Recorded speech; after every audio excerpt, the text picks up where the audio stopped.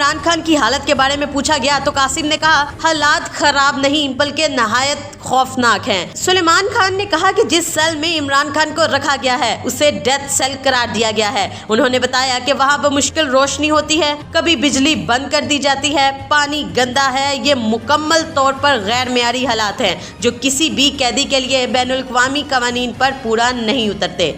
Social media पर इमरान खान की मौत से मुतल्लिक अफवाहों के बारे में पूछे जाने पर सुलेमान ने कहा, ये तजर्बा इंतहाई ज़हनी दबाव का बाइस था। उन्होंने कहा, मैं फ़ौरन अपने ख़ानदानी ग्रुप चैट पर गया क्योंकि यही पाकिस्तान में हमारे लिए वाहिद काबिल एतमाद जरिया है। कासिम ने कहा, ऐसी अफवाहें देखना झंझोड़ देने वाला होता है। सुलेमान के मुताबिक उन्होंने गालिबन उज़्मा खानिम के जरिए एक ट्वीट डेडिकेट की और मेरा ख्याल है कि उसी ट्वीट के बाद एस्टेब्लिशमेंट की तरफ से रद्द अमल आया और इन्हें मुकम्मल तौर पर तनहा करने की कोशिश की जा रही है।